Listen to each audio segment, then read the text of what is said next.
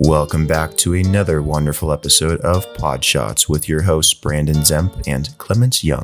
This week we discuss longevity, diving into nanotech, stem cells, diet, everything that'll help you prolong your life. We pair that with two lovely tequilas of choice this week, Sierra Reposado and Olmeca tequila. So sit back, relax, and enjoy episode 7 of Podshots. I'm used to doing things with Zoom at this point, but I don't know. The audio seems to come out a lot better on Zencastr. Does it? Yeah, Zoom isn't. No, you're right. Zoom is not high.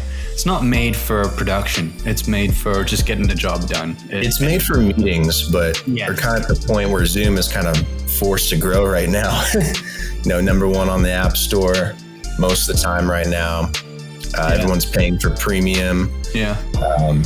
There's four, probably like 4 high intensity jobs right now: government, healthcare, groceries, and Zoom. Yeah. I'm sure they're running around the clock trying to. All the streaming platforms are doing well. Anyone that's able to deliver right now is doing well. I bet the pizza industry is booming. Probably like 1 out of 10 stories is now pizza for me. Yeah, you know what? I'm getting so many discount codes now from like Postmates, even though I can't use it here. Yeah. Not only they don't send me discount codes, I used to do it like on a weekly basis, but I get them almost every day or every other day now. And some of them are like $5 off, 20% off. And I'm like, damn, I need to get some more wings. Oh, it's so sad watching the world burn like this, but at the same time, like we've discussed before, it's just a hell of a deal. Yeah, I'm enjoying my view, eating wings and watching the world burn. Wow, we're so optimistic. Anyways, initial shot, and then you can catch up to me. See. What kind of tequila did you get this week? I got this really cute bottle of Sierra tequila. Reposado, which is a variation of it. Usually this is like silver tequila, but this is like got some more agave in it or something. Yeah. And it's actually not bad. I like it. I think I like it more than Jose Cuervo, to be honest with you. But this is from Mexico direct. Do you know what I mean? It's not... Yeah, man. Non-stop from Mexico. Non-stop from Jalisco, Mexico. So nice. I like Jose just because I drink it all the time, but I don't have anything against other tequilas. Can you imagine? Because I don't know, there's something about us doing this show. Can you imagine just wearing a trench coat and having one of these balls just slid into one of your inside pockets? And you're just wandering around for like meetings all day, and you just open up your jacket. Anybody want to buy some tequila? Yeah. Anyone want to have some tequila after I take a shot? No, let's hope it doesn't. Man, Yeah.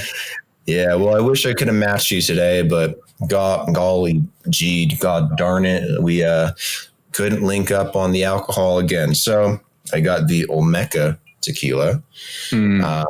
I've never tried this one, but it's about the same price as Jose Cuervo. It's Jesus Hernandez, master distiller. You can be a master distiller. That's a thing. Yeah. When we did our first episode, which was Grey Goose, their master distiller was mentioned in the intro. So I never really knew about that, but they're the one who kind of come up with the original recipe, I think, or the original process. And they obviously know a lot about it to be able to make it that good. Wow, it must be very complicated to come up with these, that's these a tall shot flavors. You got a tall shot? Yeah, that's a tall shot.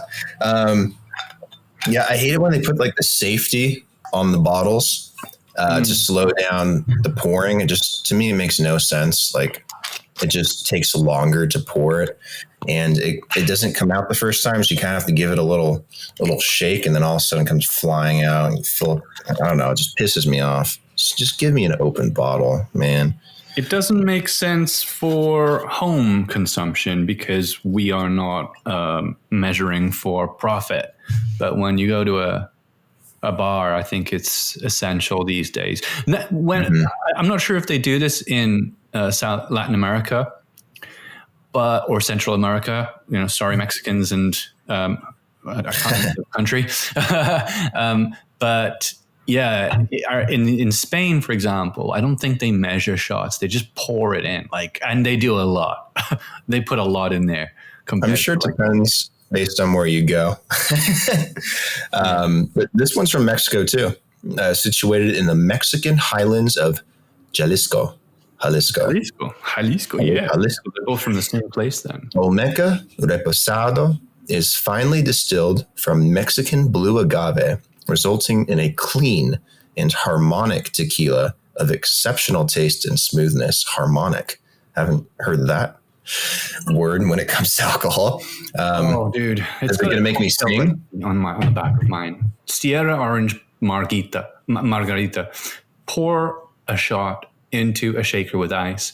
3 fluid ounces of fresh lime juice and 2 fluid ounces of agave or sugar syrup. Shake and then pour over crushed ice.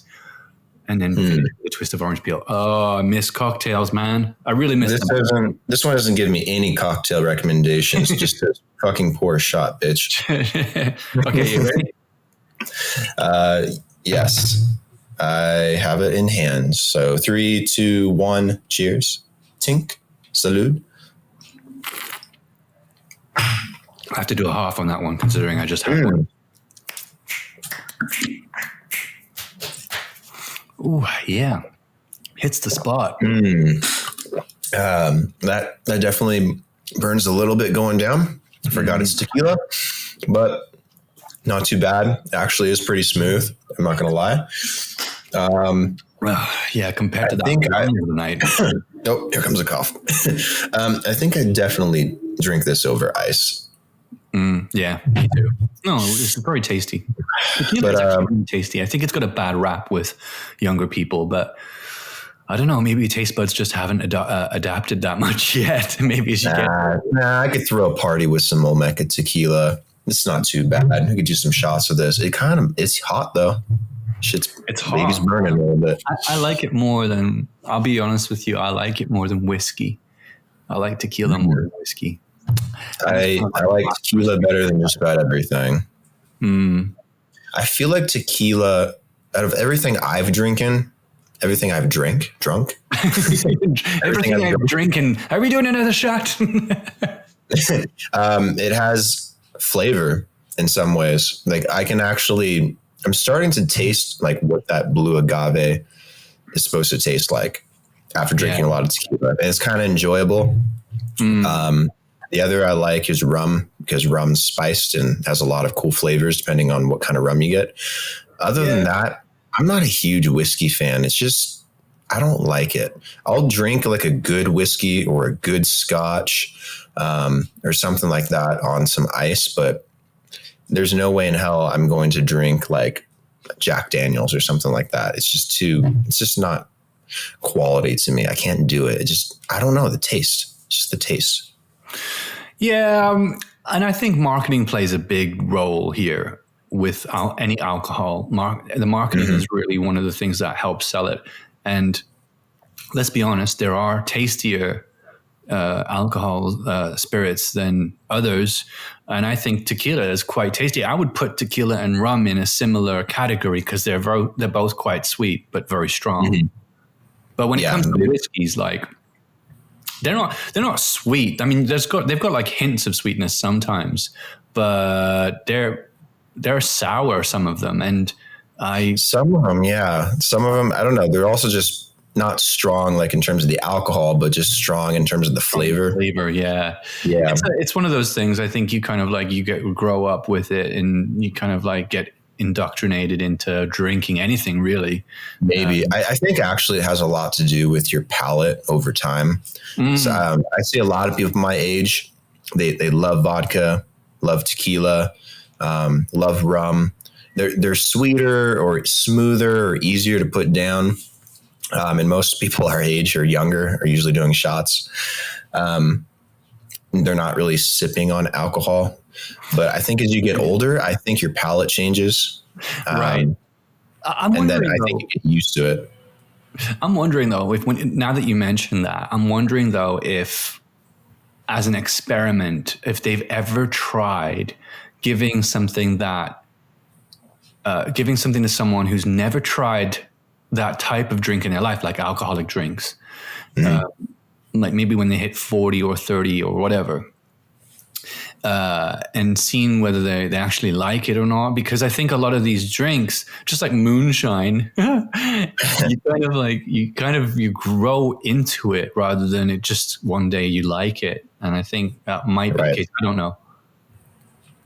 Yeah, I think it all kind of depends on many factors, but I am not an alcohol expert, so do not quote me on these alcohol facts. This is all just an opinion.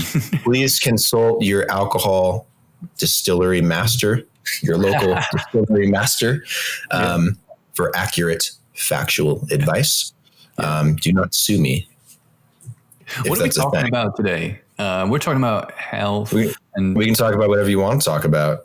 Oh, thanks, man. Thank you. No. We do have a responsibility. The anarchy, totalitarianism. Anarchy and totalitarianism. Perfect match for the current global climate. Yeah. No, we're not talking about that, guys. We are talking about longevity. Yeah, longevity. That's the one. We did polls recently on social, and the top performers were college survival, which we did last week, the 90s, which we may do at some point soon. That'd be fun. Privacy, which is super important, and I don't think many people paid too much attention to it. So anyway, that's another one. And longevity, which we're doing now. So this whole we are about longevity, and there's so many different topics within longevity that'll be impossible. Just as every episode, it's impossible to cover the whole thing. But, well, I don't know. We can come at it from like a pillar perspective and just kind of go through what we think are the top subjects within that niche of knowledge. Absolutely. There's a lot when it comes to longevity, guys, but we're gonna get through this with our bottles of tequila and see where it takes us. Yes, exactly. It takes us far. Alcohol takes us very far on Podshots. If you go to the end of one of our episodes, we usually don't talk about the same thing. We talk about many different things. Yeah. 3, 4, 5 shots in. We're about 2 hours in recording, and then we start talking about bullshit. So it's the alcohol carries you quite a bit. It does. But in terms of longevity, what is that word? What does longevity mean, Clements, in your opinion? What is longevity? Well, Brandon, according to Google, no. Well, the way that I understand longevity is it's all about expanding the lifespan of human race. So there are different ways that we can increase our lifespan, right? And some of them are ancient techniques and some of them are new technologies. And, like, for example, we can just change our diet and have a healthier diet, or we can be less stressed. And those genuinely do help to improve our wellness. Whether or not we live longer as a result is not entirely like a science, because, you could get hit by a bus, or there could be other things at play, other factors that you didn't take into account. But overall, there are things that you can do that you don't require buying into any new technology or kind of learning about anything really to any great degree. You can just be more moderate. You can just be healthier. And then there's the technologies as well, which are, for example, stem cell research, or like you mentioned to me the other day, which I don't know much about, nanotechnology. And these things can also, really help too. But it will be interesting during this conversation to kind of figure out where one thing may end and the other thing take over. Like, what I'm trying to say is, how far can, let's say, if you do have just a generally healthy lifestyle and decent genetics, how far can, nanotechnology take you further than, let's say, just being much more healthy? Do you know what I'm trying to say? Like, where do we draw the line where we would want to get involved with those kinds of new things? So I'm really interested in this conversation. I think nanotech can, definitely aid us in longevity, but not in terms of like the cellular process. Because, when we age, usually or mainly because it's when our DNA starts degrading, and then cells start dying at a more rapid pace as you get older. Why does DNA degrade? They stop regenerating. Yeah. Well, our DNA is degenerating because our chromosomes are degenerating. Okay. And our chromosomes are degenerating supposedly because the caps at the end of our chromosomes that keep them intact are also degrading, which are called telomeres. There's a lot of studies into this stuff where people believe that if you can extend the life of your telomeres to protect your chromosomes, you would essentially live longer. And that has a lot to do with the aging process, because as your chromosomes start degrading and your cells continuously like multiply, you're multiplying cells with degraded chromosomes, and then that affects the cells, and then the cells eventually start not living as long, and then you start aging, and it cascades. So that's generally what we think the aging process is. And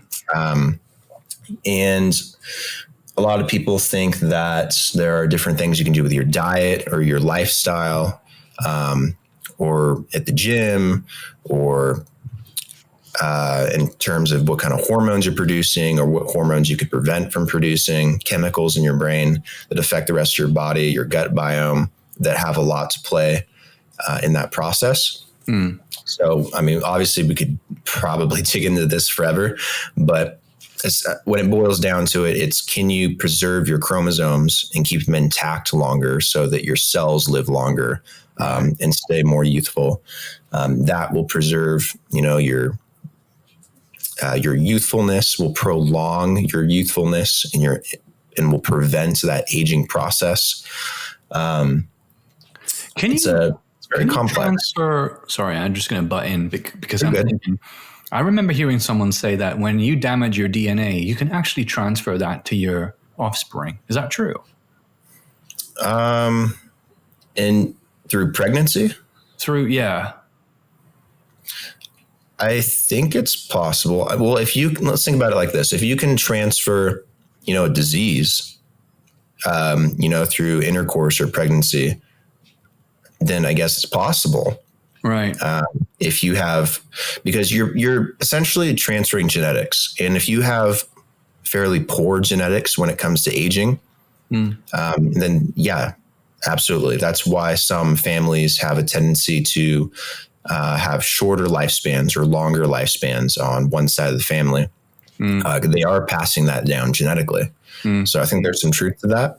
Okay. I think you're also obviously passing down disorders. You're passing down disease, different issues and complications genetically that just you can't really control.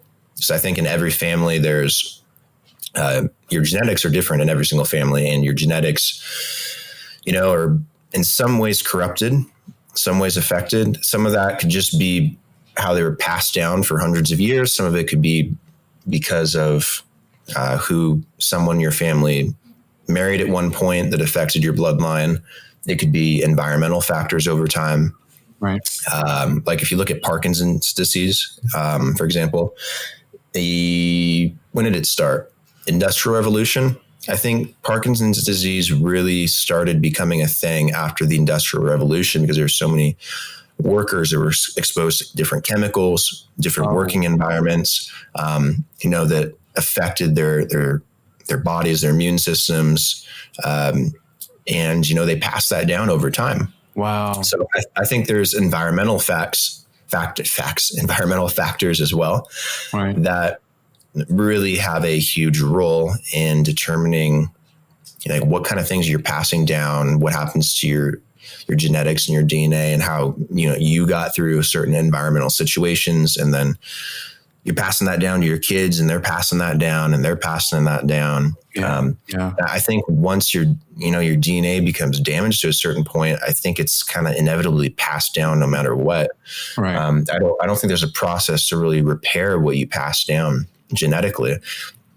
But I mean, it gets very complicated because you're mixing all kinds of chromosomes and phenotypes.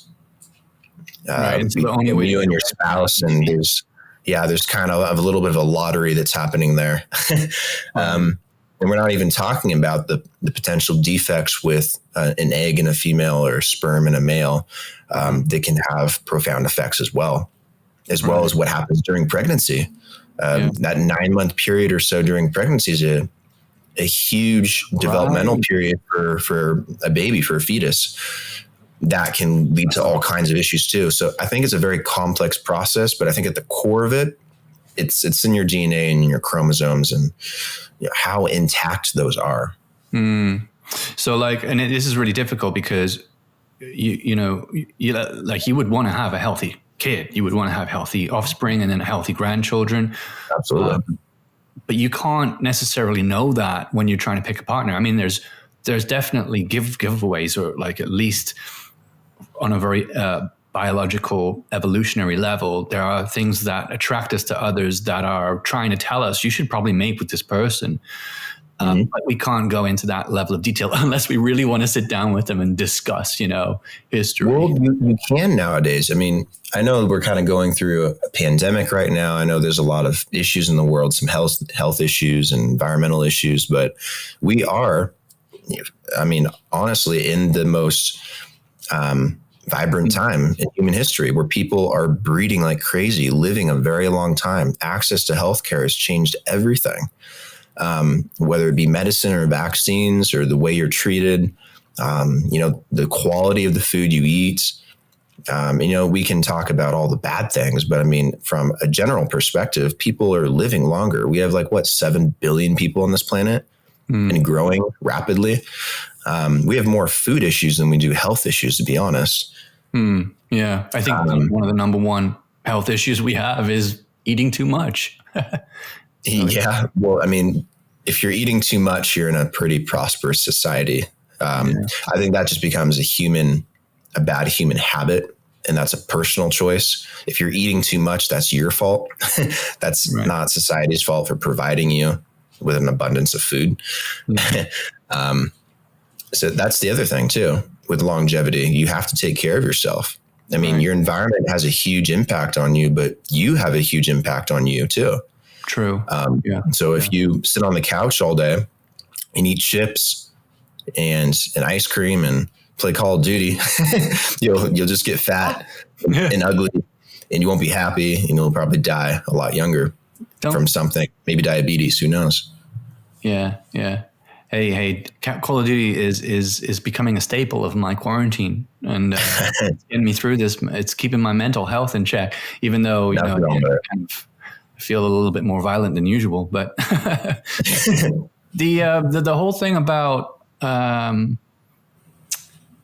just want to ask you about designer babies, because those are genuinely going to become a thing, I think. And already to some degree, people are choosing the kind of features they want their children to have in certain medical institutes. So are we going towards a world where it's no longer necessarily up to the gods what our offspring will be like and how long they're going to live for and what their color their eyes are going to be? And how do you feel about that? Because I have my own thoughts, but see, I think we're at a time, and this is actually, I think the first case of this was in the UK, with these quote unquote designer babies or whatever you want to call them. People are able to nowadays select the traits they want for their offspring.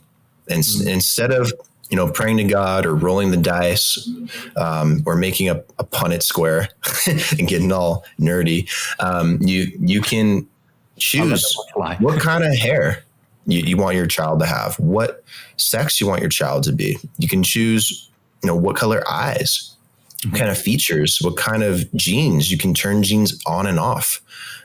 You can start doing all kinds of things with CRISPR nowadays, where you can cut genes, insert genes. In the UK, I believe there was the first case where they made a human child from 3 separate parents, combining different aspects of their DNA. Whoa. Yeah.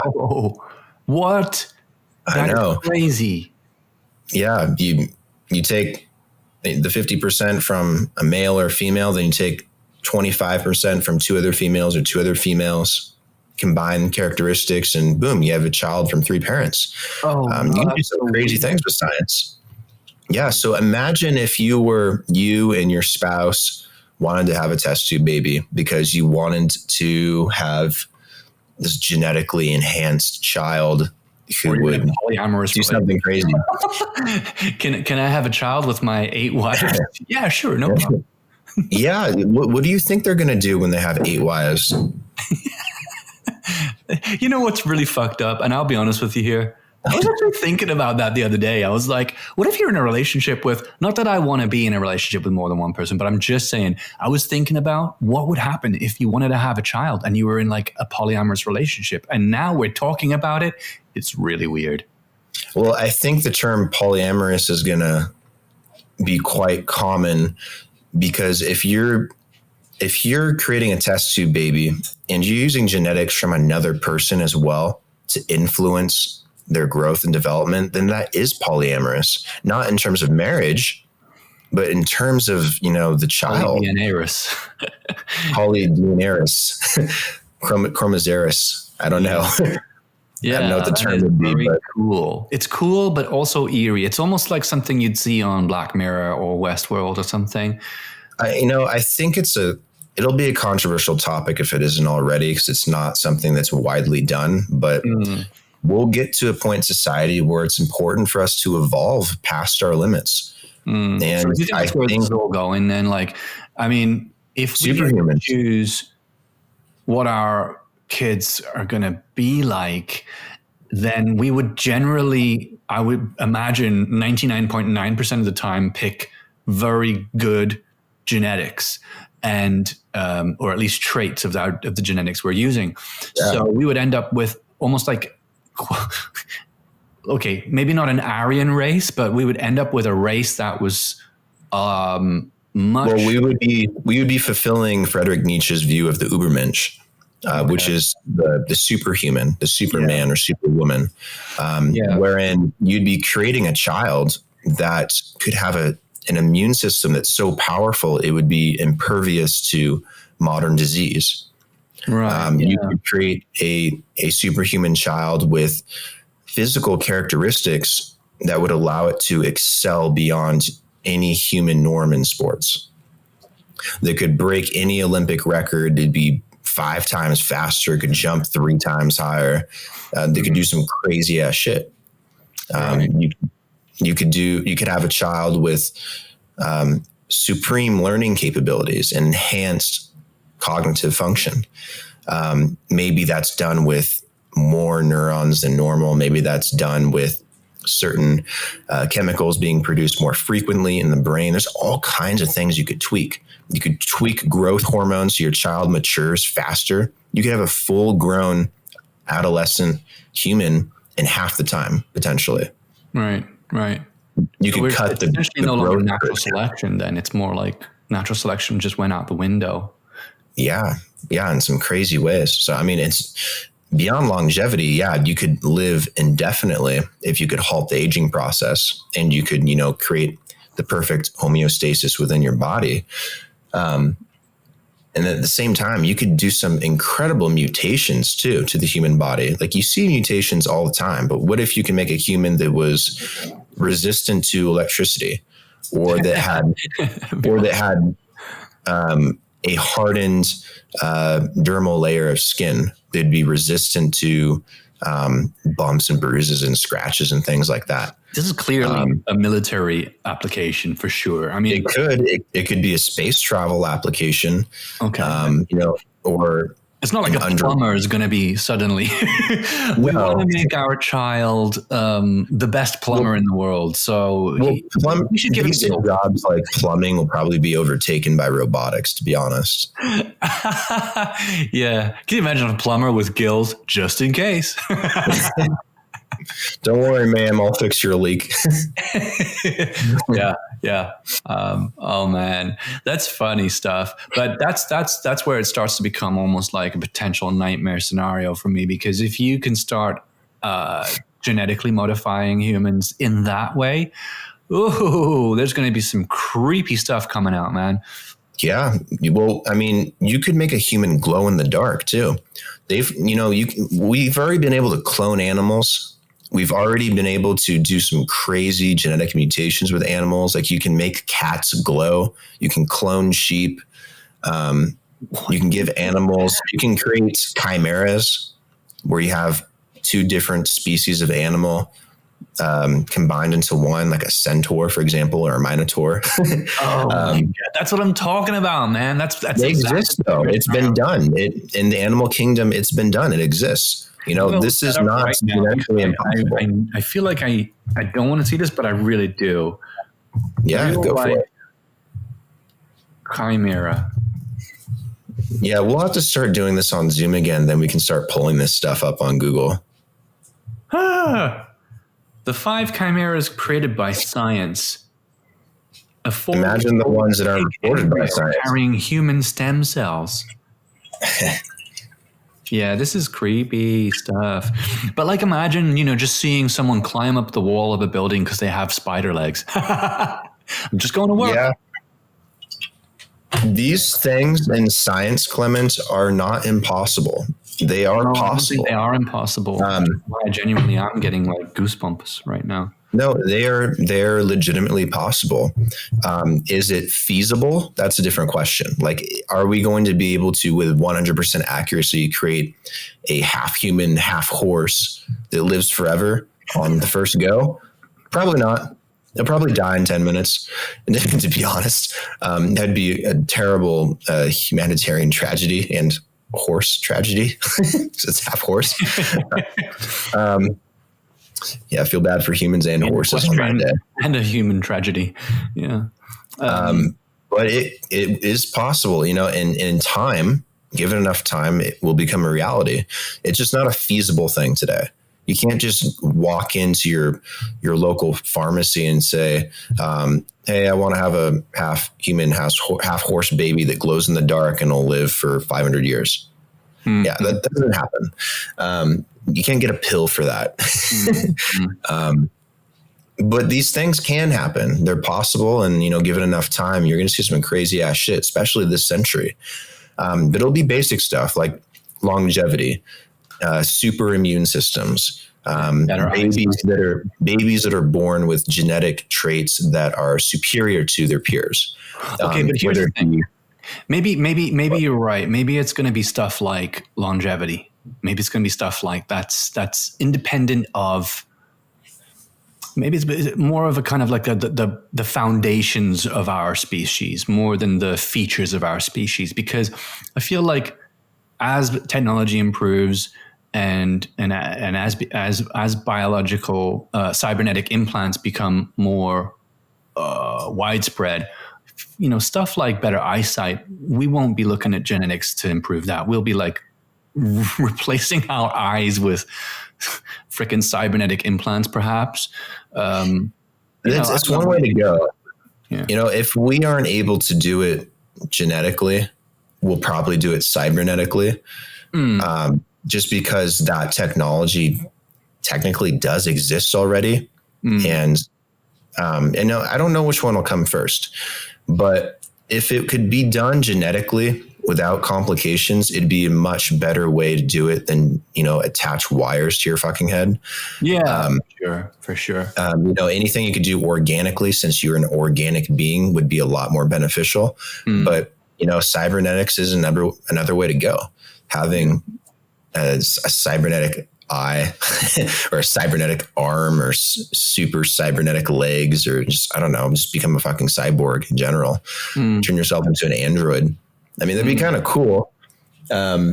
But at the same time, I'm not sure what the ramifications of that would be. Like, would your body start rejecting all that shit? Exactly. How do you link that to your complications, wouldn't there, with that foreign material just kind of exactly interface? How do you link that to your nervous system? Like, it's much harder for us to connect a computer to our nervous system than it is for us to use stem cells in our DNA to improve, to trick our body into meshing with something biological. That's why stem cells have much more of a future use case than cybernetics, because you can take stem cells, you can create anything organically, essentially, that is compatible with your body. It's important for your body to not reject it. Your brain has to interface with it too. Like, your brain has to believe it's part of your body. Your body has to believe that it's part of your body. It's harder to do that with hardware.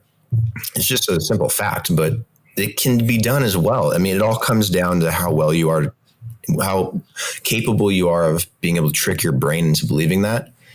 And I think that's the ultimate issue is, can you trick your body and brain to believe that this robotic arm is part of your body, versus, just growing an arm with stem cells or something like that, or with 3D printing with stem cells, and then, just transplanting it back and having no issues. I think that's where it gets really complicated. And I think we're going to see the breakthroughs there first before we do anywhere else, because you have to be able to interface with whatever it is. Right. Yeah. Oh, well, I'm pretty sure it's somewhere in the deep, kind of like most unvisited places in Russia. They're working on this. No, I'm joking. I mean, come on, I'm joking. I'm just, you don't know here, but somewhere, North Korea. North Korea is a pretty safe one to say. Let's say in North Korea they're working on it. Okay. Yeah. Kim's working on it. Oh my God, that place just cracks me up every time. But yeah. Anyway, so we kind of like went off on a tangent there, but that was really interesting. So all of that is definitely stuff we can do to improve our lifespan and the quality of our life and our abilities during our lifetime, and what we look like, and how we smell, and maybe how much we shit. No, I don't know. I don't know about those things. But. Who knows? That's where we get into nanotech. Before we get into nanotech, I want to take another shot, though. Right. Let's do that. I don't know how we did this, but I'm synchronizing with you perfectly. I feel like we're a couple of ladies on a sleepover, synchronizing perfectly. I'm the man, you're the lady, if we're going to talk about it like that. Jesus, that is a... Well, I guess you're older than me, so I guess I'm hanging out with an older lady. So I think joke's on me in that case. With all of the class and the mystery to go with it too. I've poured myself a little bit of less of a shot this time. I poured myself a fairly normal shot. It's not super tall though, but here we go. 3, 2, 1, tink.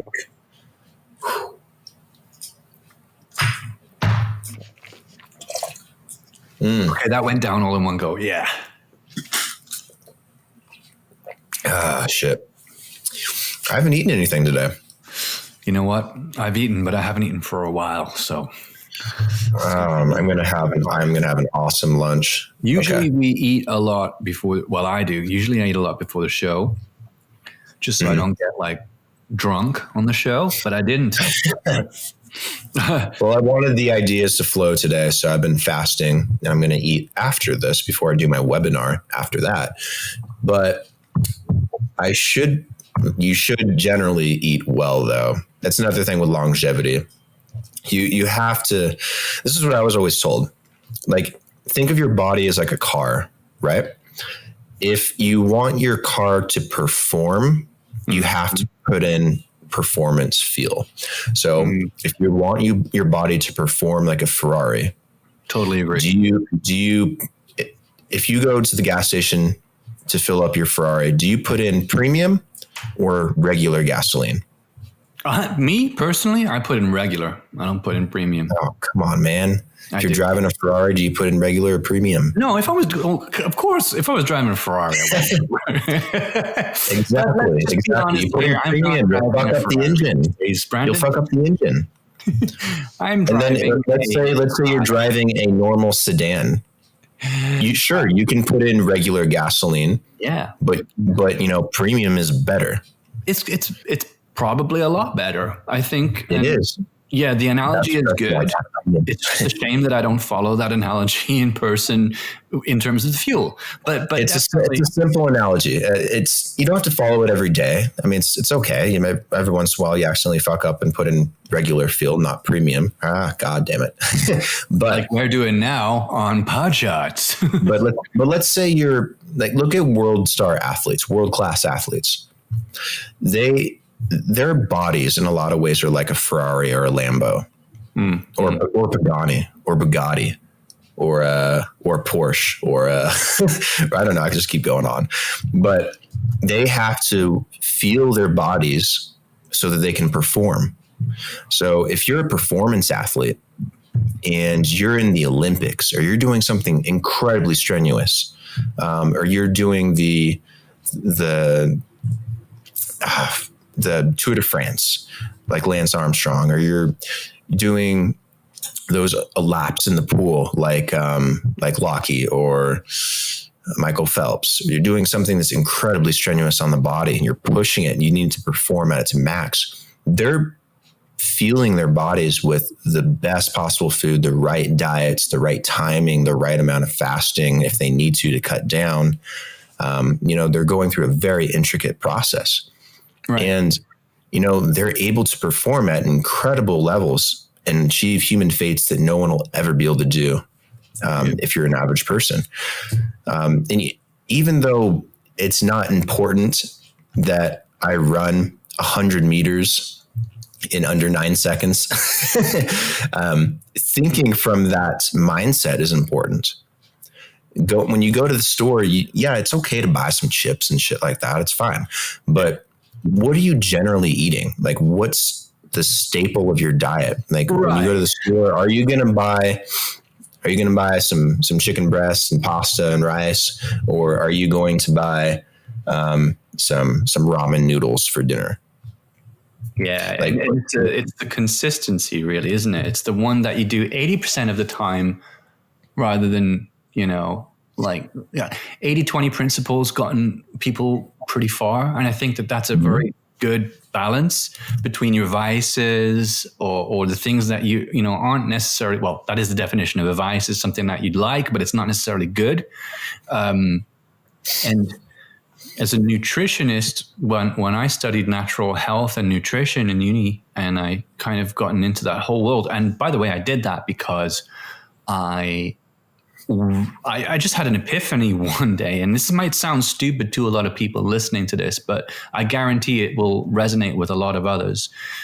I just got used to feeling tired after eating. And I just thought it was normal to want to crash every lunchtime after lunch. Mm-hmm. And when I met someone and I got into a relationship with someone, she was super healthy, and she was like showing me, vegan food. She was showing me raw vegan food, and I started trying it out. I didn't feel tired anymore, and I'm not saying vegan diets are for everyone, and I was only vegan for a while. It wasn't for me, but it wasn't even just that. It was more like being aware of what food does to your body. So like researching it a little bit at least, and then not trusting everything you hear or you read, and questioning the things that you've come to believe about not just food, but everything. I think this is a totally different subject, but asking the right questions is so important. And so I started asking really good questions about why am I eating what I'm eating, and what do I really want from, my diet? And that's when I started getting into nutrition, and I learned so much about what would be optimum fuel, like you just said, for the body, right, the human body. And it doesn't mean you have to eat like that all the time. And that's why I was saying 80-20 principle, which is what a lot of high performers kind of abide by, is really what gets them through. Because we've all heard about the diets that people try to adopt, but the thing is they go 100% into them and then they crash and they rebound and they kind of wonder to themselves the fourth or the fifth time in, why does this keep happening to me? Because they're not giving themselves any room for just some of those vices that they know they want and they really love. Anyway. Well, I'll say this, like, it's some people, depending on your lifestyle, you have a certain diet that you follow. Awesome. If you're not on a specific diet or specific meal plan or anything like that, you should have a breakfast, a lunch, and a dinner every single day, no matter what. And it doesn't have to be huge meals, but they should be, good meals. And then outside of your breakfast, lunch, and dinner, if you want chips, eat some fucking chips. You want to get an ice cream, go get a fucking ice cream. I don't care. Want a Philly cheesesteak? Get a Philly cheesesteak. But breakfast, lunch, and dinner, like, you have to have a balanced diet. And you don't have to consume 2,500 calories or whatever it is every single day. No one really hits that mark. No one's going to get, 8 servings of vegetables every single day. Those are unrealistic numbers in some cases. You just don't hit that every day. Have a good breakfast with plenty of protein, get your brain functioning. Lunch, get some protein in, get some carbs in, things like that. Dinner, have a massive dinner, tons of vegetables. You balance out your diet. You want to eat some chips. Who cares? Right. I think people overthink these things. It's when you indulge too much in those things. You're not eating a healthy breakfast, lunch, and dinner. And then you're going out and eating tons of shit food. Or one of your main meals is shit food. Like, your dinner should not be In-N-Out. If you want to get In-N-Out, pick a day to get In-N-Out and get In-N-Out because you're fucking hungry instead of chips. Fine. Get a double. I would definitely. Don't make that your primary meal though. Like, right. It's some things are just dumb. Like, you do this stuff progressively over time. Even McDonald's or like anything that's not like, people know. I think people really know. Most people really know what's good for them and what's not good for them. I don't think people do, honestly. I think people think they do, but they don't really care because they think, well, it's fine today. And then 2 days later, they're like, well, it'll be fine today if I get fries. And then a couple of days later, it'll be, okay, it's fine if I get a couple of cones of ice cream or something like that. Yeah. But people think in the moment. Not many people think long term. This is where it starts. I know, but this is where it starts affecting your longevity, because you start thinking in the moment, and those moments add up over time. And you do these things religiously, whether it's every day, every couple days, whatnot, over years, over a couple of years. You're starting to put on weight. You're starting not to feel as well. You're starting to get a disease or have a diabetes or something primarily from your diet, or high cholesterol. That lead to all kinds of things that shorten your lifespan and longevity. Whereas if you are conscious of your long-term diet, your long-term health goals, like if you say, okay, well, I want to live to be 200 years old. Maybe that's not realistic at the moment, but it's a good goal. Maybe, okay, let's say you want to live 200 years old. What do you have to do? I'm going to eat clean an entire week, every single week, for as long as I can, but maybe one day a week, I'll eat whatever the fuck I want. That'll probably work too. It's just, you have to be conscious of what you're putting into your body over time. If you go to Burger King today and you get a Whopper and you get their nuggets and you get that sauce and you get that fries and you get a soft drink and it's fine. It's not going to kill you. But if you eat that every single day or every other day, it's going to affect you over time. Hell, it's going to make you feel groggy. You're not going to feel well.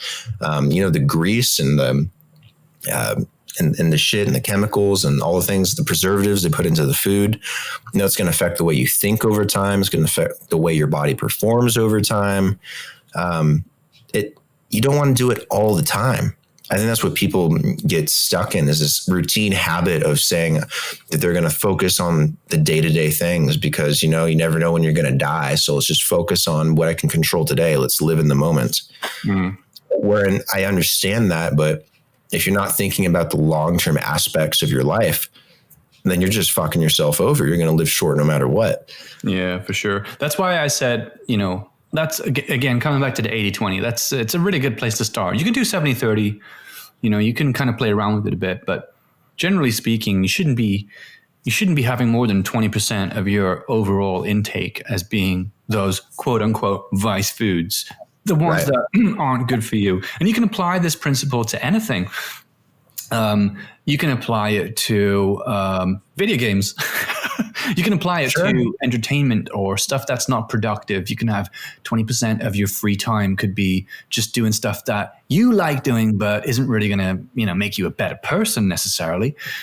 You can apply it to, I don't know, like the Pareto principle, which is essentially the 80-20 thing, is so effective and so consistently accurate in terms of determining trends in success in certain situations. 80-20 is a good principle to start out with. Absolutely. So if anyone's lost, go with 80-20. Just try it out. Don't even worry about getting all the calories locked down and all of these micro details. It's really about just being very moderate about things. And that might sound like a cliche term because everyone always says, just take it in moderation. And you're like, yeah, whatever. What does that even mean? Yeah, I think the macro stuff is kind of bullshit. It's not bullshit from a factual standpoint, but when you start focusing on that, it stresses you out. It's too much. Just narrow down what you eat in a week, what you consume, then add something to that. Right. So if you eat a breakfast, lunch, and dinner, and you're stuck at 180 pounds and you want to get to 190, eat the same things you eat Monday through Sunday, 7 days a week, breakfast, lunch, and dinner, and then throw in a protein shake. I guarantee you'll put on a couple pounds. Yeah. And then if you stall, add something to that. You don't have to focus on how many calories you're consuming all the time. Obviously, they should be primarily protein based and healthy fats and stuff like that. If you're trying to put on weight, and if you're trying to lose weight, it's the same thing. Look at what you're eating, cut something out, or replace it with something else that's better. Mm-hmm. I think people overthink that stuff a lot. If I wanted to put on 20 pounds, I could do that in a couple months very easily if I just start adding some things to my normal diet. Right. If I wanted to, I'm surprised though that people find right, because there's so much noise out there, and for someone who's not educated, and they feel already quite flustered by the whole thing, it's difficult to get started and really narrow it down and iron out all of the the inconsistencies and come to something that actually makes sense. But there's a lot of stuff. For example, I used to have a client who's quote unquote the number one fitness trainer in America, and you better believe it because he's amazing. And he's not just about fitness; he's about wellness. So he's got a website and a blog. His name's Ben Greenfield. I think it's bengreenfield.com. And he is just amazing. I can guarantee you, if you go and check out his stuff, he's going to point you in the right direction. Just type in anything you want to know. You can go to YouTube. If you were wondering about what to do in the gym, you can go and type in Athlean X, and he's excellent too. I've been doing this, and you've probably got your recommended, but I've been doing this stuff for so long. So making recommendations is really easy for me to cut through all the bullshit. So there's definitely, and if you have any issues or challenges or questions, you can always email us too, or message us on our social platforms. But getting started is 80-20 it's not you don't need to go for the details. Like you said, you just have to, I think commitment and consistency is super important. So slipping up, you can slip up, but don't slip up often. Try to be consistent, and then you're going to build a habit of actually doing what you want to do when you need to do it. And that's the most important thing. And then everything else after that comes comes a lot easier, like choosing the right foods, eating at the right time. I don't know about you, but I like to fast sometimes. I mean, I fast all the time. I think it's a great tool for people. I mean, again, if you're any average person, you don't need to necessarily do this stuff. Just add something, delete something, or replace something in your diet if you're trying to gain weight or lose weight. It's very simple. You don't have to worry about if you're eating 5 green beans or 6 green beans. It's not going to make a fucking difference. Just add something to your diet. Take something from your diet. You got to realize everyone's body is different. So you have to experiment with your body, how your body reacts to certain things. Some people don't process corn very well. Some people don't process eggs very well. You know, if your body's not processing something very well and you're constantly running to the bathroom, or you're not able to see anything from it, you know, you're not taking enough away from that food. You have to experiment. I can't tell you what's going to work for your body. I can't say just eat 5 more eggs every day and you'll put on 5 pounds in a month. Right. I don't know, because everyone's body is completely different in how they digest and absorb nutrients. Yeah. So you have to experiment with different foods that you like, that are easy for you to consume. And there's tons of resources on that stuff on the internet. Like, it's one Google search away. Like, you'll be just overwhelmed with how much info is out there. So I don't even need to tell you that, but just, it's as simple as just adding something, removing something, or replacing something in your diet. Don't overthink it. You know, and just think about your longevity long-term. When you go to the store and you want to buy something and you have an urge to buy something that might not be healthy for you, just think about it. Should I buy the chips or should I buy the trail mix if I'm going to snack on This is always one of those things. Every time, just ask yourself. Yeah, it's easier said than done. And I think, okay, here's what I genuinely do. So I'll be waiting in queue for, I think you've seen me do this before. Anyway, I'll wait in the queue for something. And then at the last moment, I'll make, like, I'm waiting in the queue for a pizza, a slice of pizza or something. And I know it's not good for me. And then at the last moment, I'll kind of be like, you know what? I don't want this. I think if you run it through in your head and you run through the whole process, okay, so not just the beginning, which is the most exciting part. The most exciting part is tasting it. But if you run through the whole process of getting that food, eating it all, the feeling you get after you eat that food, because usually it's not a great feeling. You feel quite numb, then you feel quite guilty, and then you feel bloated and your stomach's like bigger than it should be. If you go through that whole process in your head and you've somehow managed to have that as a tool, then I think it's very helpful, because you get to walk away from things like that without even really having too much trouble. Yeah. You know, it's so tempting to just, you know, if you're craving pizza and you love pizza, it's so tempting to just say, I'm going to order Domino's or Pizza Hut and then just, you know, enjoy this because, you know, it tastes good. It's awesome. But, you know, there are alternatives to that kind of stuff that are a lot healthier and that aren't bad for you. Instead of ordering Domino's or Pizza Hut, make your own pizza. You know, you go out, buy what you need for it, get some good meats that are healthy, get some good cheese, find a sauce that's good.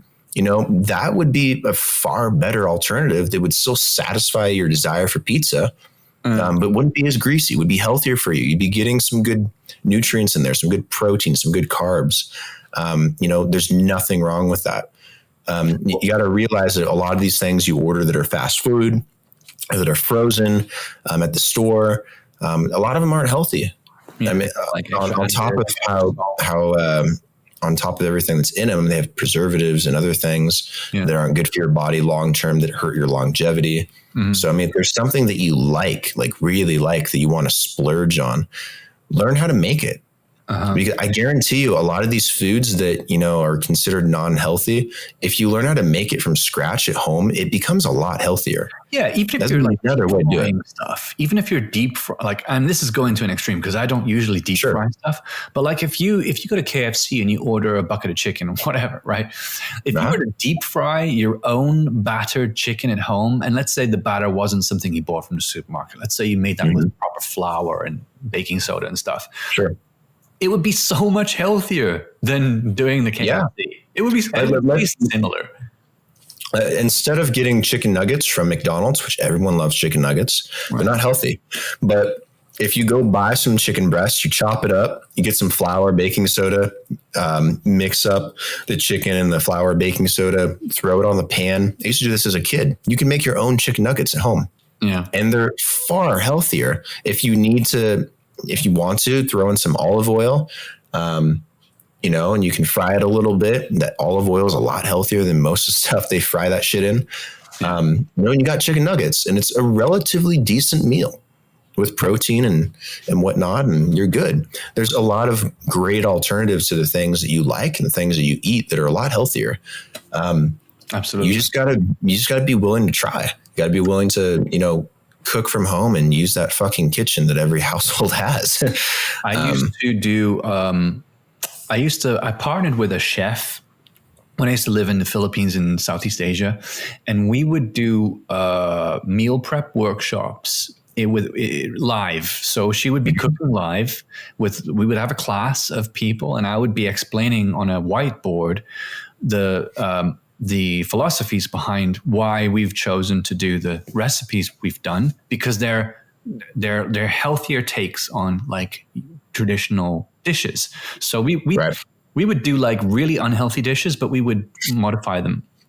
And oh my God, if you switch out a couple of ingredients from a quote unquote unhealthy dish for healthy ingredients, wow, you can cut not just the calories, but also you can improve the nutritional density too, and variety of nutrients too. And oh my God, it's amazing. Like maybe that's another episode, but just going on we could talk about food forever on another episode. I guarantee that. The last thing we should talk about food, but yeah, there's just so much you can do. We should make a whole show about diet. Diet would be a good one. People would love that. That would be fun. We could get some diet would be fun. Talk about we could get a chef in, we could get like a nutritionist in. Let's do that. Anyway, I poured a shot.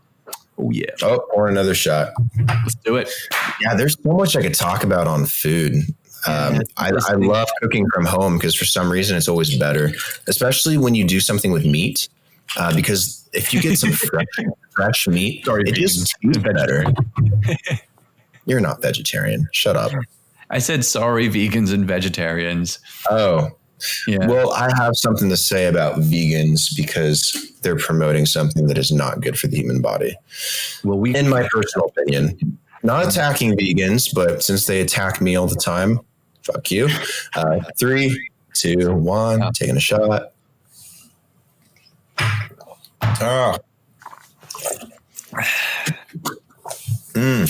Yeah. It doesn't get easier. Let me just say this about vegans real quick. Whatever you guys want to do or gals want to do with your lifestyle and your diet, that's totally up to you. I don't care. There are some advantages to a vegan diet. The biggest disadvantages to a vegan diet, which I do not like for this reason because it's bad for the human body, is consuming plant proteins because they're incomplete proteins. You're not getting a full amino acid profile. It's bad for your brain, for cognitive function. It's bad for brain development. You should never do it if you're under 28, in my opinion. It's bad for your body growth. And there are a lot of cases with professional athletes that have gone vegan that have been underperforming and have losing their ability to perform at a high level because they're not fueling their body properly. A vegan diet is not for anybody that, is trying to enhance their body, that's trying to grow their body, that wants their body to, do certain things. Like if you want to be vegan and, live a sedentary lifestyle, fine, go for it. But if you don't want to get the most out of your body, and don't go vegan. It's not healthy if you're going to do that. Your body's going to degenerate in a lot of ways. And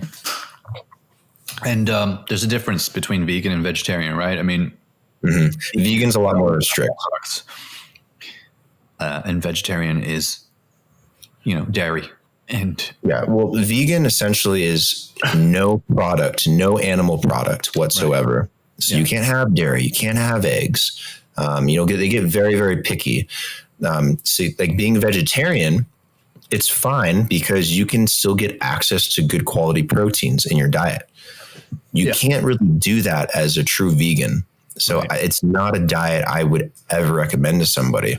But if you really despise eating raw meat, fine. Vegetarian's fine. There's a lot of I think it'll be a lot easier in the coming years and decades for vegans to actually be able to, perform to a high level. Yeah. But I agree with what you're saying to a certain degree. I mean, if you don't know what you're doing, I think it's very tricky to have a fully plant-based diet. And if you're vegan because of like animal cruelty, we do a lot of things that are cruel to animals, but you got to understand that a lot of this farmed food is killing thousands of small animals too. So, I mean, don't say that being vegan and, just promoting eating vegetables and fruits and stuff is saving animals. You're still killing thousands of animals on these farms. Well, I think that we evolved in a very specific way. And I think that our brains, if you're to believe what Noah Yuval Harari writes in Sapiens, like really started to evolve when we began to cook meat. And there's a reason for that, though.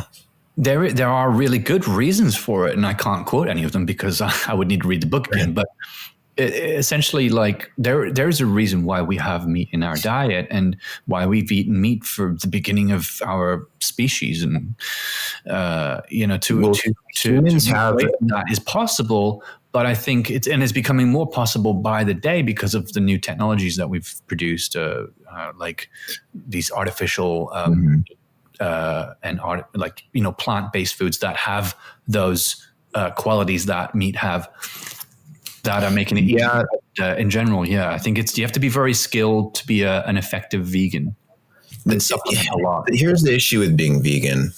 With that, I know there's some solutions, but the human brain is as large as it is, and we have the cognitive function and the consciousness that we do because we ate meat. Meat gave us full, dense, complex proteins, and a lot of them.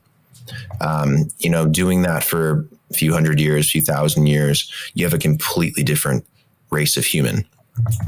That's attributed to eating meat. That's not contributed to eating vegetables. So once you say that you're going to cut meat out of your diet, you're affecting your body in a very negative way. And sure, there are some artificial means to plant-based foods that give you some complete proteins, but they're artificial.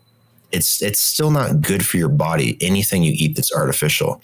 You have to try and eat something that's natural. Your body has to be able to process and digest natural foods like it has for thousands of years. This is the problem with being vegan. You're trying to completely redesign what a diet is so that you can avoid eating animals because you feel bad for the animals. It's a poor excuse, in my opinion. I feel bad for some of these animals too, but I mean, you're killing tons of animals through farming just anyways. So, I mean, I don't Jesus, we really can't avoid this topic, but it's really important, isn't it? I watched a program called Earthlings, and I'm not sure if you've seen it, but it's about animal cruelty around the world, around the globe, stuff that happens behind. That's terrible stuff. It's awful. It's an awful movie. It actually made me cry because I was so affected by it. And I vowed that I wouldn't eat meat again. But obviously I did. And the thing is, like, you have to be, your perspective can be very warped by things that and we can see this in the political world too. It's played on politically quite a lot. Yeah, you've got to be able to see things in perspective. So this isn't something that happens everywhere all the time. Like it doesn't change the fact that, and I'm aware that I'm being very pro meat here, but at the same time, there's a reason for it. Like there, it doesn't change the fact that we did actually eat meat throughout our history as a species. So, it's really up to you about if that really affects you. It's really up to you how you want to perceive that and where you want to source your food from, to be honest. Right. I'll say this.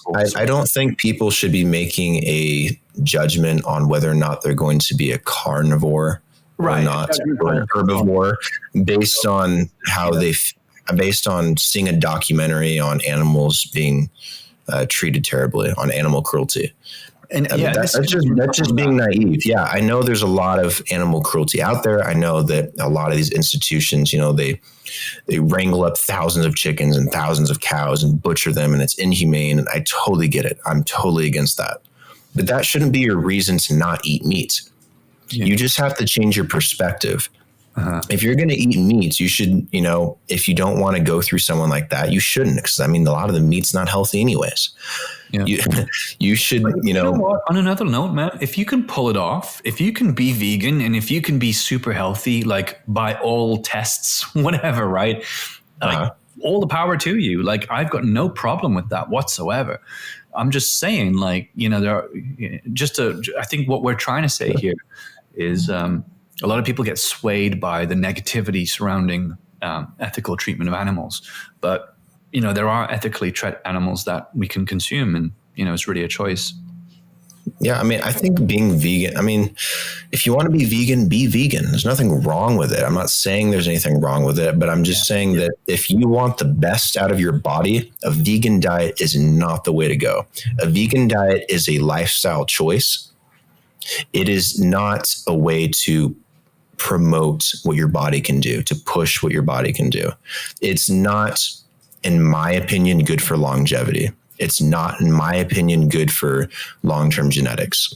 But if being vegan, what I think does work for longevity is a good mix. So a lot of plant-based foods, but meat as well. Mm-hmm. And I think that works really well because you get a wide variety of nutrients and you get lots of fiber and it's natural, Well, of course you're supposed to mix it. Yeah. No, because I really fucking love plant-based foods. I love eating vegetables and fruits and I can't get enough of them. I'm just saying, there are studies like the China study, which show how plant-based foods, when incorporated into a rounded out diet, can really improve longevity, can eliminate a lot of the disease that we go through. Mm-hmm. This is a scientific study that spanned the globe. So plant-based foods are incredibly important. You get a lot more of that stuff from animals, though. There are a lot more hormones and antibodies, that get passed through meat and muscle than anything else. That kind of stuff is incredibly good for your body, too, not just the proteins. And you don't get that kind of stuff necessarily from plants. Plants are very limited. You have to be very peculiar with a vegan diet to kind of get a similar goal. And it's very difficult and you don't really see it often. And that's why the people that are vegan, they're not performing athletes. They're not doing highly intensive jobs. If you're vegan, you're living a comfortable lifestyle. There are many athletes that are starting to incorporate, or there are many athletes that have high plant-based diets. And they do. And there are athletes, plenty of those athletes are underperforming. Take like Cam Newton, for example. He went under a vegan diet for a while and he started underperforming. He started making poor decisions. Now he's benched, looking at being traded, possibly career being over.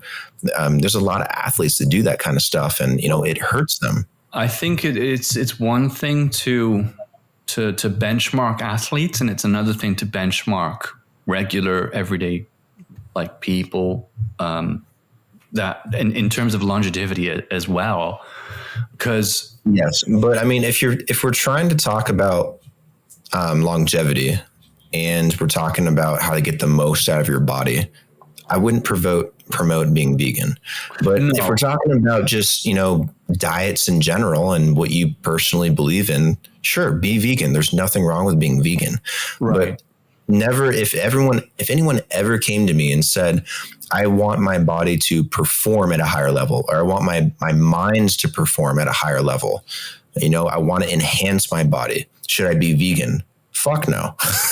I'm never going to promote being vegan for that purpose. Yeah. But if it's the lifestyle you want, if you feel it's cleaner for you, if you feel it fits in with how your body reacts to food, go for it. That's fine. If it has to do with your morals when it comes to animal cruelty, fine, go for it. I'm not against it, but I'm never going to promote it as being something that's an absolute positive for your body, because I just don't believe it is. You're just not getting the same kind of nutrients that you get from a balanced diet where you incorporate meat properly. Yeah. Yeah. Oh, well, I'm sure there's a lot of arguments that people would bring to us and studies and things. So this is all open to interpretation and its opinion. Bring on the hate comments in the comments. I'll be waiting for you. Yes, we will be waiting there. Come at me, vegans. I know you're vicious. I'm generally very easygoing when it comes to contradictions, and I'm open-minded, so there's no reason why this would be the end of the story. But this is how I feel right now. And no, I could totally be wrong at some point. I mean, there could be all kinds of all kinds of breakthroughs in being vegan that are good for you. You never know. But I'm willing to defend my position until then. And if you can't, when it comes to these, getting away from longevity for a second, if you can't debate topics, if you can't disagree with someone, agree to disagree with someone, there's a problem with that. Yeah.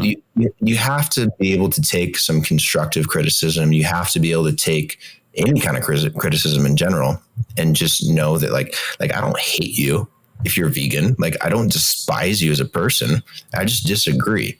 I think that's where people kind of get lost in society, and we have all these issues. And I think there's a lot of that in politics too, which we definitely won't talk about. But dude, we'll be here all night if we talk about that as well. We're not going to dive into politics because we'll piss off 50%, we'll piss off the other 50%, and then we'll be stuck with a very small group. Yeah, we probably lost about 10% of our audience tonight just by saying no. It's not. I mean, as a human being, if you can't take criticism, come on, look in the mirror. I don't hate you. I'm just saying I just disagree. We can agree to disagree and then go get an ice cream, right? Yeah. What's wrong with that? I do that all the time. I like ice cream. You like ice cream. Yeah. Disagree to disagree. Let's have a thought, and then we can move on to what I want to ask you next, which is the next topic in longevity. What's the next topic that we're on? We're moving into non-diet related factors for longevity. We talked enough about diet. I'm kind of tired of it. Anything, no. But seriously, I'll tell you in a second. So 3, 2, 1, cheers. I gotta say, I think this is the episode where I've gotten the most tipsy because I haven't eaten anything before. This is the episode my throat hurts the most. The thing about drinking water after a shot is it doesn't really do anything. I got some juice. I guess I could get the juice, but we're closing in on the end of this, so I'm just going to stick with water. But yeah, what's the next topic we have for longevity? Okay. How about we discuss the we can talk about technologies. We've already talked about stem cell, but we still have to talk about nanotech. But let's talk about, before we talk about nanotech, let's talk about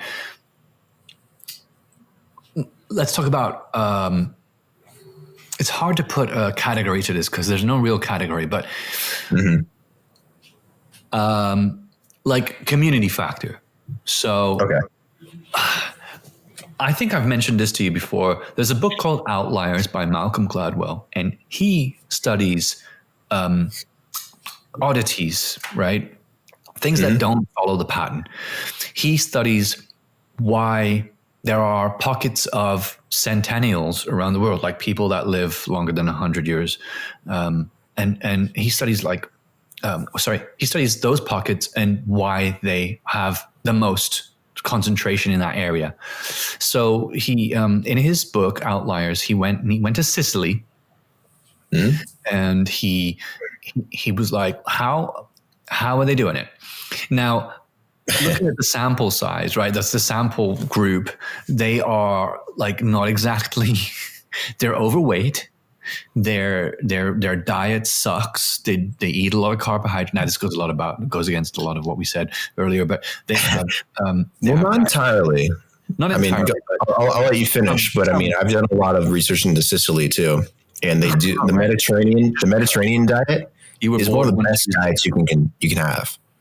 Right, and so their diets is like just pure fucking Italian, meat and carbs, and they drink a lot.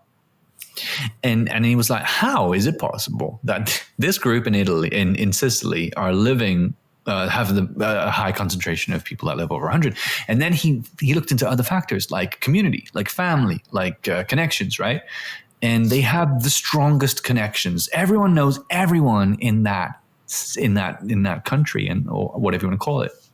So he came to understand that likely, he couldn't prove it, but likely was the reason. It seemed to be the only reason why they would be that living that long. So that's basically what I'm trying to say is community, and it somehow makes you feel supported, right? I kind of got to draw back on diet a little bit on this one. I'll try not to go into too much detail, but this also has to do with genetics. You got to remember that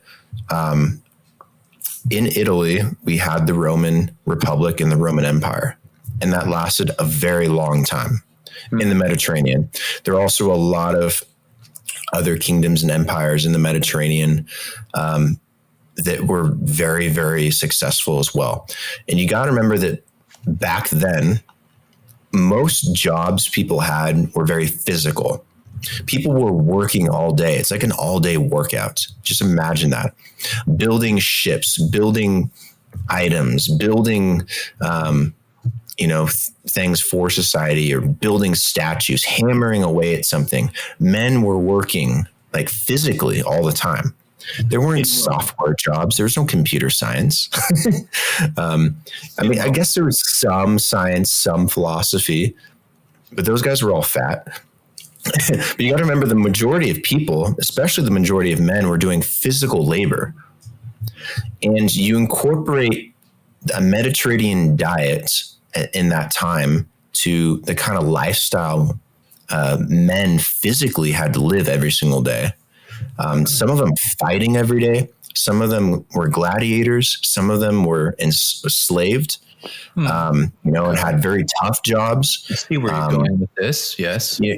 Okay. So you got to keep in mind that genetically, in that part of the world, and with that kind of an empire and the kind of training they had, the reasons why they lasted so long, and the reasons why they were so dominant, and why they were a warfaring nation, or empire or republic, depending on what time period, they have good genetics. You incorporate a Mediterranean diet into that, where you're eating some bread for breakfast and a big fucking glass of milk with a ton of protein, and antibodies, and then you're eating some good meat later in the day, probably fish with a ton of fatty acids that are healthy for you, good for brain cognitive function. You're eating a ton of fruits, a plethora of vegetables, and then you have very prosperous lands around you that you're conquering that are producing a variety of other different foods. You're getting eggs into your diet. You're getting a lot of chicken into your diet.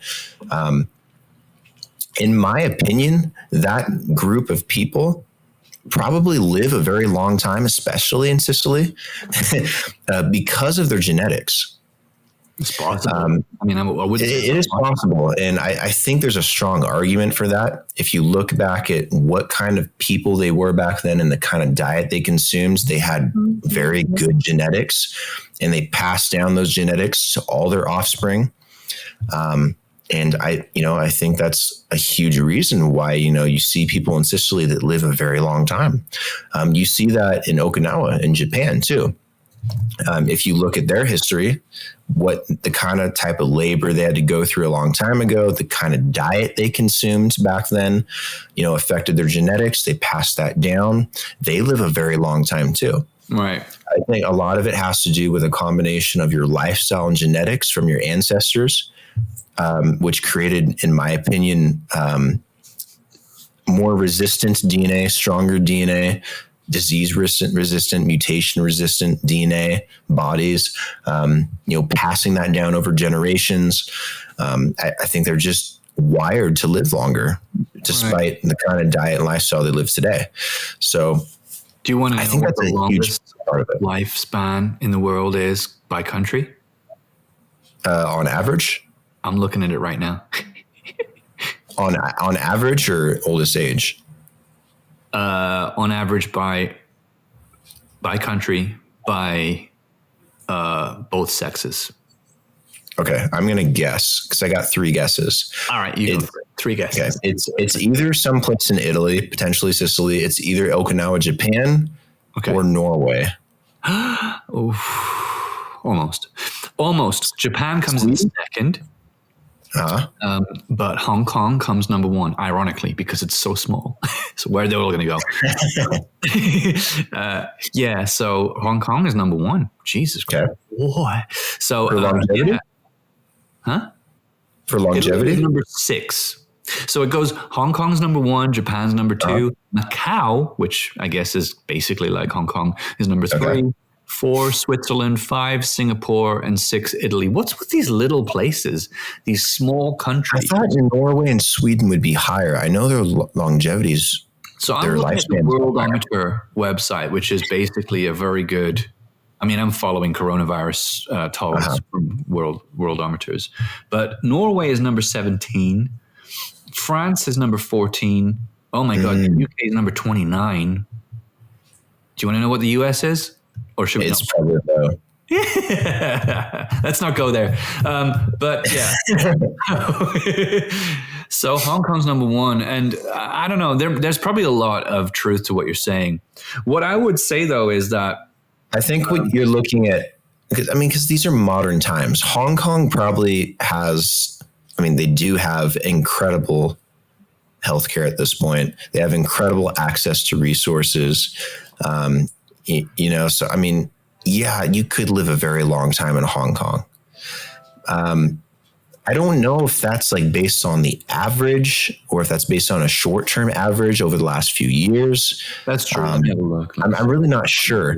But if you expanded it over to like the last 20 years, 30 years, 50 years on average, how long people live, I think that'd be a better estimate because then you're looking at the environment. 1955 to present. Yeah.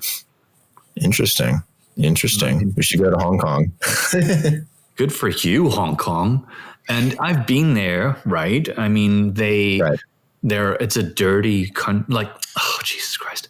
Let me rephrase the things I say. I'm sorry. I think my mouth dirty. Come on, Corner.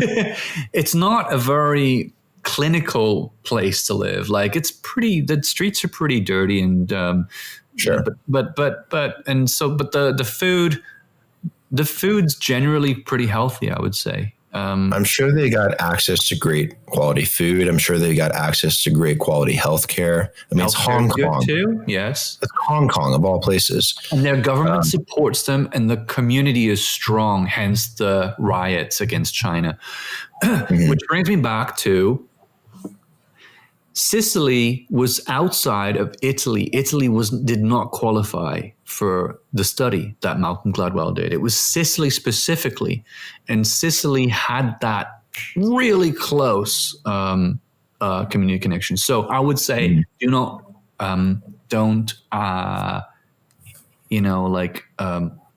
put that to the side. Also consider that having a support system and a good, strong family bond would be somehow positive to your longevity over time. Yeah, you don't want your friends coming over offering cigars and cigarettes to you. You want them coming over offering avocados and tomatoes, right? Or you want them coming over and offering cigarettes and cigars to you rather than not coming over.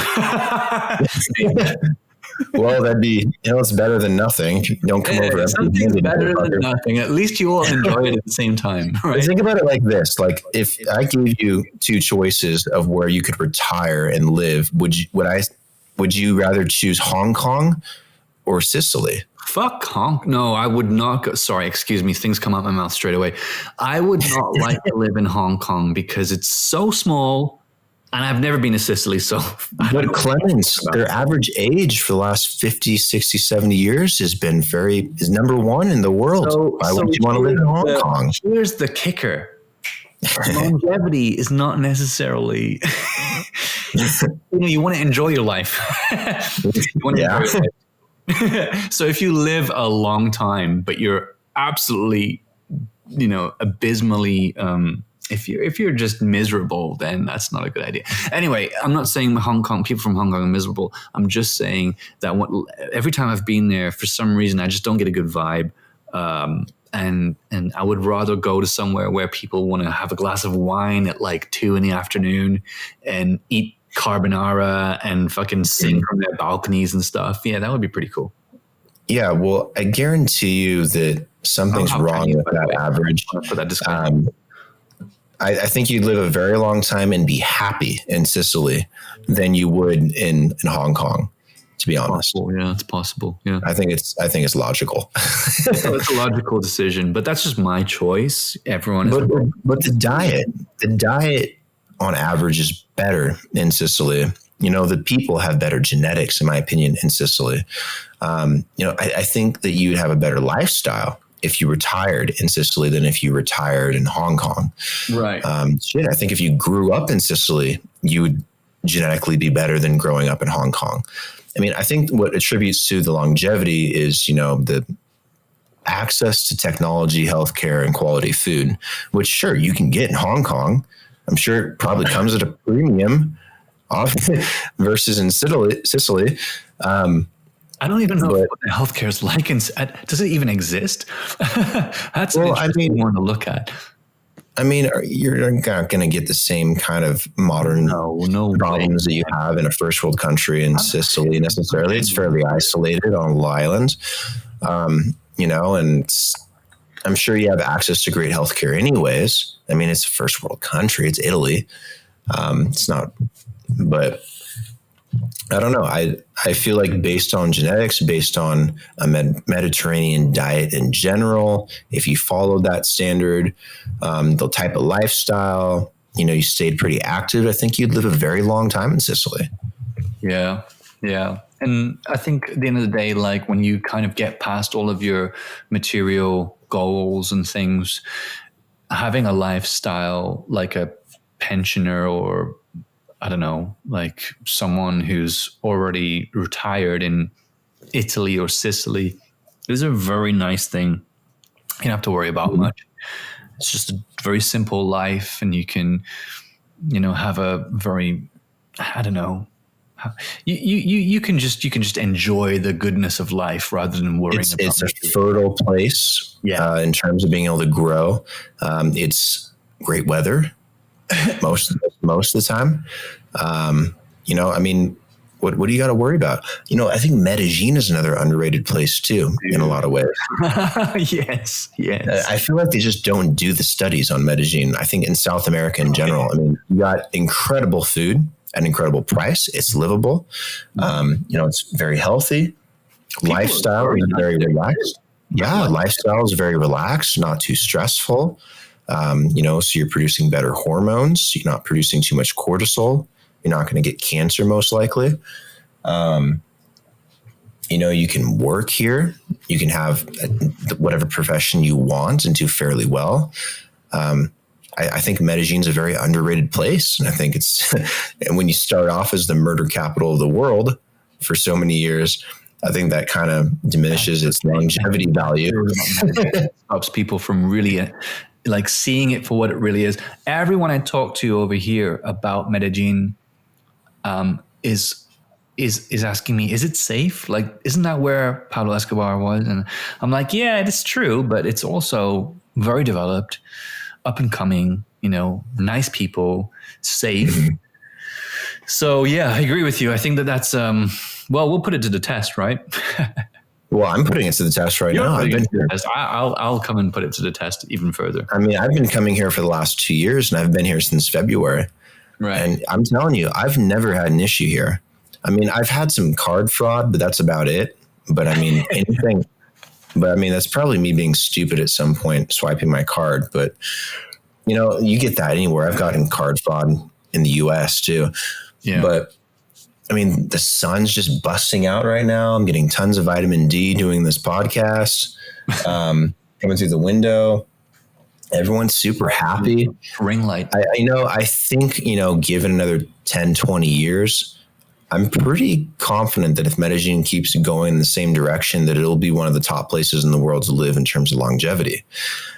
Just because, you got great healthcare and technology here at a reasonable price. You got everything you need to live a long time. So if you can minimize stress, you can minimize negative environmental factors, which don't seem to exist too much here anymore. I think it's a great place to retire or live, even if you're young. So that's just based on where I am now, but just throwing that into our longevity talk. Because when you're young, Medellin is an amazing place. Medellin's very balanced. That's what I like the most about it. Like if you're young, there's plenty you can do. You're not going to go bored. If you're older, you want to retire. Again, it's a great place to settle down. There's still a lot you can do. Great lifestyle. You can live very comfortably, happy, eat good food. Shit. I don't have a lot of bad things to say about Medellin other than the fact that it's still developing. But I mean, every country that's going through a developing phase has some minor issues when it comes to like politics and things like that and government. The thing that we discussed, they get worked out. We talked about this the first time was that there aren't that many places in the world at one time that are giving off that quality of life. So when you come across one, it's up to you whether you want to make the most of it. But if you don't, the chances of you coming across somewhere else that are giving off this similar quality of life is slim, right? Right. And I think that Medellin is like that right now because everything about that place, like, for a Westerner at least, or from someone from a very developed nation, it's paradise. Great. Yes. Great. Yeah. And there's not too many massive cities like Medellin that, have this much vegetation either. Right. Yeah, exactly. I'm surrounded by forest everywhere I go. There's tons of vegetation. I got fresh air all the time. I love it. Buenos Aires in Argentina, beautiful country, beautiful city. There's no vegetation though. It's a beautiful city. I mean, a lot of things that are in some ways comparable to Medellin, except the people are less happy. Because it feels more like New York than it does Medellin. But Medellin, that makes a difference, though, right? I mean, if people are happy and you're in that environment, you also get that energy from them, and that makes a it's true. I mean, it's a communal thing. It's like this. If I live in a like, if I live here in Newcastle right now, which is where I am in England. But if I go to London, and I'm not saying something bad about Londoners, but the whole culture is different. And when I get to London, it's colder. I don't feel as welcome. I don't feel like I can talk to anyone. But here I can open the door for someone, or they can open the door for me, and we'll start a conversation. It's fine. And it makes a huge difference. It takes a lot of pressure off your chest, or dust off your shoulders, or whatever you want to call it. But yeah, it makes a big difference. Yeah, I think that's the last thing I'm going to say on longevity. It's, there's some communal values that are really important, like who you surround yourself with, socially. affects so many things with you and your body and whatnot, and your hormones and your stress levels, and how you're going to get through the last chapter of your life. It's very important for longevity. All your friends that aren't really friends, they call them frenemies. I heard that yesterday. Frenemies. I've heard that for a long time. Yeah, I haven't heard it ever. And I was like, okay. And then apparently it's friends that you have that aren't really good for you, that always make you feel down for like things that you accomplish, or they're always trying to pull, like tall poppy syndrome. That's why there's that rule that, the 5 people you hang out with the most really start defining you and shaping you. That's why you should be very careful about who you spend the most time with. Yeah. If you could pick off the top of your head the 5 people that you spend the most time with, are they good people, quality people? Do they really round you out? Do they push you? Do they give you constructive criticism? Do they want to see you grow? Like, what kind of people are they? Are they sedentary people? Are they totally laid back in every way possible and unmotivated? That stuff affects you and your development as part of your environment. Right. Yeah, I agree. No, it's so true. And this is the house cleaning that people can do. We can come up with a list for you. Oh my God. Honestly, we should do a whole show on just life hacks. And that would be life hacks, I think. Ooh, life hacks would be fun. Yeah, life hacks. I've created all kinds of life hacks. Oh my God. People would need to record that or whatever. They listen to it over and over again, because that would be packed full of stuff, I'm sure. Like 2 hours worth of just, we would put it out in the blog post. Anyways, let's do one more shot and then let's go ahead and wrap it up. Yes, my friend, already poured, ready to go. I'm pouring right now. Seriously, I have not felt this buzz from this show until now. Well, I'm excited to have my first meal of the day. So we're going to get through this. Okay, I got my shot. 3, 2, 1. Tink.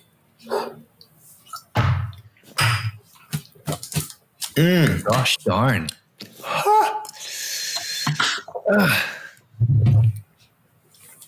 It brings up memories of when I was at school, and I went out at the weekend with my friends to the bars. And we would get to the end of the night and, we would be doing shots all the way through. And someone would order tequila. And I'd be like, oh, fuck. Because I wasn't ready for it. And the shots would come and I would take it and I would feel myself retch in my, almost like vomit, but not. And that was... there's a shot. There's a trick to doing some shots. You have to... One, there's like a pre-step where you need to eat a good diet and you need to work out. Like if you're going to do a lot of shots in one night, or you're going to have to, right? Because you're at a party or a college event or whatever, work out, sweat for at least an hour, eat a big carb-based meal, fill up your stomach, let it digest for an hour or two, and then that'll help a lot stave off that hangover or that overall drunkenness that you can get from shots, because you'll probably take a lot quickly. The other thing is when you're in the process of taking a shot and throwing it back, you breathe out like really hard, like relax your throat a little bit so you don't undergo that gag reflex when it hits you. You don't hold it in. So every time I go to take a shot, breathe out completely. You really have this down. Yeah. Like a step-by-step process. This is college survival 101. I should have threw it on the other episode. I'm telling you now, breathe out, throw the shot back as quickly as you can, get that shit down. Good. Get a chaser. Don't think about it. There's a process to taking shots if you have to do a few of them. If you're just casually doing a shot, you're going to feel it. It's going to burn. It's not going to taste good. You might swallow half of it and then be dreading swallowing the other half. You get a chaser. And there's times where you take a shot and then you just let it sit in your mouth because you don't want to swallow it. That's always the worst. Yeah, just let it sit there for like as long as you need to muster up the courage of swallowing it. That's I know. a situation to be in, man. You have to just throw it down. You've done it right. I know, but you have to throw it back. The longer you let it sit in your mouth, the worse. So I mean, just breathe out, throw it back quickly, have your chaser ready, and then you're done with it. The days, man. I don't remember the last time I felt like that, but we came close tonight. This is like what, 4? No, I'm just saying I don't know what it is about this one. This one's different from Jose Cuervo, but maybe it's because I didn't eat anything earlier. Well, I didn't eat anything either. I'm starting to feel it a little bit, but I got a webinar in like an hour and a half, so I'm going to be a little buzzed for that. Sweet. But we had a great conversation. We covered so much, and I think this is also one of our best ones too. So it's I think it gets a little bit better every single episode. Yeah, I think we kind of get our groove, and we're on episode 7. We've done quite a few different bottles of alcohol between the two of us. And so we're balls deep in alcohol. We're balls deep into this podcast. This is number 7. Balls deep in. Dude, 3 more will be in double digits. We're almost at 10. Right. I know. What should we do? We should do a special celebration for 10. I really don't care what we do for 8 and 9, but for episode 10, maybe we should do something other than a hard liquor, something special. Oh, that's a good one. We can do that too. Maybe we should bust out the champagne. But we need to celebrate. We could do that. We could do that like every 10 episodes. We do champagne or something unique, or wine or like a beer. Yeah. Red wine moment. When you think about it, that's champagne every 10 weeks. That's not too often. It's not too often. That works out, I think. I'd be fine with more champagne in my life. Yeah. And by the end of the year, maybe even we'll be doing it in person in the same room. We'll see. Yeah, that's possible. We just got to get you to Medellin. Got to get through this quarantine.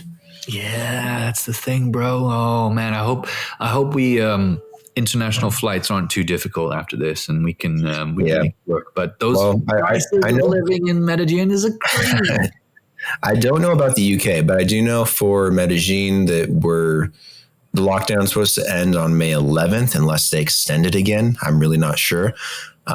They've extended it twice so far, but we have curbed the coronavirus, which is good. So, and they have allowed, I believe, factory workers and construction workers to go back to work this week. So they are taking some progressive steps. So I'm hoping by May 11th, they open up the economy at least a little bit more. That'd be nice. In terms of international flights, they're all canceled. So I don't know when they're going to open those back up. So even I can't go home if I really wanted to. Not that I do, because I'm kind of in paradise. It's a great place to be stuck.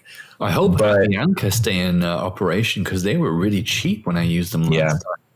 You know, I've given you this advice. I'm going to give everybody this advice. If this quarantine lifts wherever you're at and wherever the place you want to go, internationally or domestically, go, because we'll have a second wave of this most likely. Yeah. It'll shut down again, and it could be shut down for a much longer period of time. I was going to bring that up too. The second wave. So if you want to go somewhere, go, especially when it opens up, because you might not get that chance potentially the rest of the year, to be honest.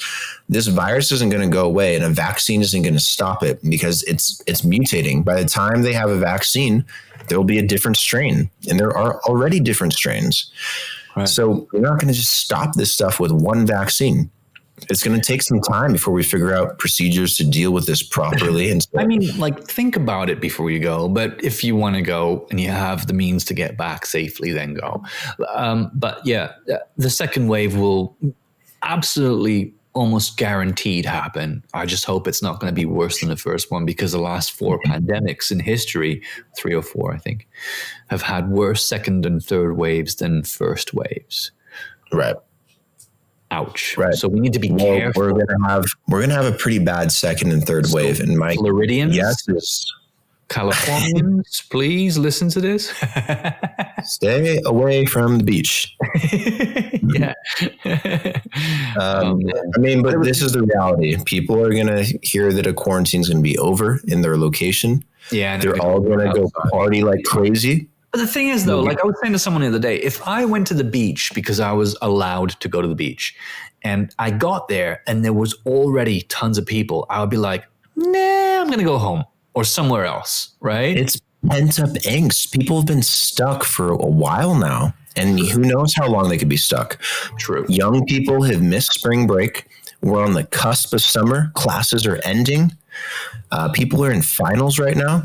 I'm telling you, when this quarantine ends, people are going to go crazy because that's just human nature.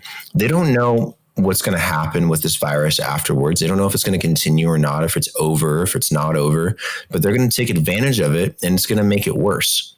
Just that's how people think, especially young people. Everyone's going to go party their ass off. They're going to hook up with everything. Everything that walks, they're going to hook up with. I'm not in that group anymore, but yes. They're going to share all kinds of drinks and bottles. I guarantee you the second wave in a modern world is going to be awful. Alcohol does not kill the coronavirus, apparently. So it's not enough to kill the coronavirus, but it's not enough. You need something Turkish. Something 70% to kill that. When this coronavirus quarantine ends, wear a mask, be smart, use hand sanitizer, treat it like you're still in quarantine. Okay, don't do dumb stuff. Give it a few weeks. There's a meme going around saying, as soon as this whole thing ends, I'm going to stay for another month just to see what happens in the world. Honestly, that would be smart. It's not a bad idea. As long as and people are getting these stimulus checks coming in the mail, they get all kinds of financial support. If you can withstand a few more weeks, do it. Don't be stupid. Yeah. Especially if you're susceptible or if someone else is susceptible in your family, don't be stupid. Don't put yourself in that position. And at the same time, don't be a contributing factor. Don't be a carrier for it. Be a vector. Yeah. That's the thing, really. It's not about you necessarily. It's about other people. Yeah. I mean, coronavirus, let's be honest, it's not going to kill young people. But you're massive carriers for it. Yes. Seriously. So don't be a dumbass or, just stay home and just relax a little bit. Do what you can, minimize how much you go out and about, wear a mask more often, hand sanitizer, wash your hands with soap, good hygiene. Don't be an idiot. Be smart.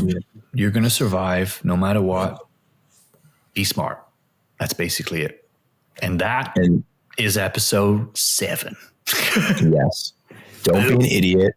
That's episode 7. Left it on an amazing note. Yeah. No, thanks, man. That was a good conversation. And great conversation. I think we dove into a lot of cool things on longevity. To recap it really fast, we talked about genetics. We talked about diet. We talked about nanotech. We talked about communal values, location, lifespans on average, different places that are ideal for young people and or people retiring. I think we covered a lot of great things in this episode, and I think it deserves a couple million views, a couple 100,000 likes, and I